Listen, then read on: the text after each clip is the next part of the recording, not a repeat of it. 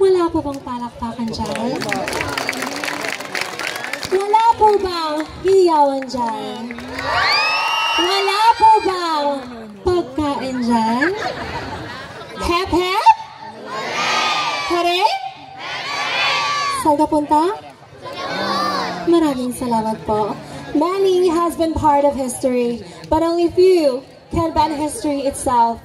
On this night of spectacle and this public display, we transgenders bend history, and that will forever be our story. Maya pabangi buka kayo or should I say, a pleasant evening to each and everyone, to the honorable panel of judges, ma'am, sir, and to everyone who is watching. Magandang gabi po. Standing before you is a fresh and innocent. I'm a 25-year-old stunner hailing all the way from Paniki, Tarlac, a graduate with a bachelor's degree in secondary education and a licensed professional teacher. I am Miss Yang Lavitor in real life, but tonight's affair, please do allow me as I stand by the name.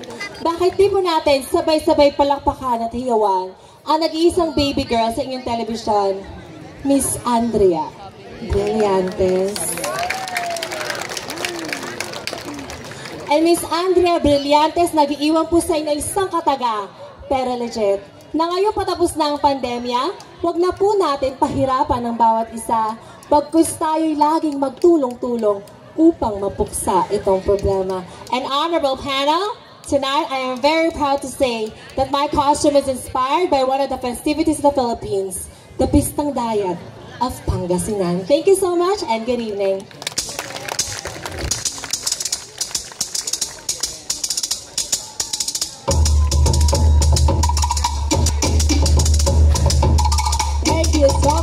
Candidate number 50.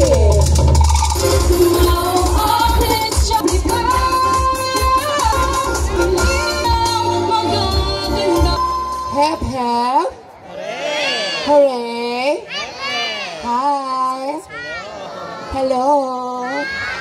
Mga ututo. Joke lamang po.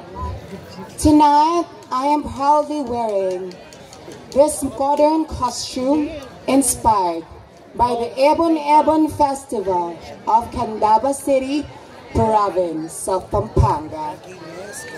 Mga kaibigan, aanhin niyo po ang sinabawang gulay kung sa akin pa lamang buhay niyo na'y makulay.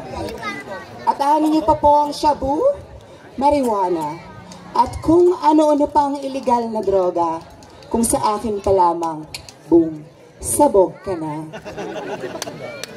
Life would be so much easier if we would learn to love one another. Mayap, mayupaya, at magrasyang bengi po kaya kayungan. Or should I say, good evening ladies and gentlemen, standing before your eyes is a fresh and innocent 25-year-old sinner who hails all the way from the gateway of the North Central Luzon, originally hailing from the melting pot capital of the Philippines, mula pa po sa syudad at sa probinsya ng Tarlac. I am Miss Ivern Doroteo, and I am a graduate with a degree of Arts in Communications at the Tarlac State University.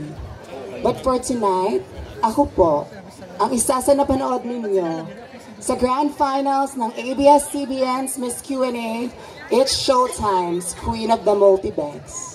Ako rin po ang sinubaybayan ninyo dati sa longest running noontime show here in the Philippines, your Eat Bulaga Super Sirena, Muse of the Water. Ngunit ngayong gabi ho, hayaan niyo pong hiramin ko ang pagkatao at ang babaeng pinapanood niyo sa TikTok. Ako po ang nagsabi ng shot puno. Opo, tama po kayo. Ang babaeng may dala ng green na pitchel. Bati po natin sabay-sabay palakpakan at hiyawan. Your one and only Miss Chin Bilog. Chin Bilog ho, na nag-iwan sa inyo ng isang katanungan. Na ako ho, bakit kapag bumabagyo, bakla ang sinisisi ninyo? Na bakit kapag may dilubyo may sakuna, bakla ang sinisisi ninyo? Na bakit kapag bakla, malas, Bakit kapag bakla, salot sa lipunan? Pwede mo bang susunod? Tomboy muna yung pagtripan ninyo. And thank you. Maraming salamat po and enjoy the show. Happy Fiesta, everyone. Thank you so much, candidate number 16.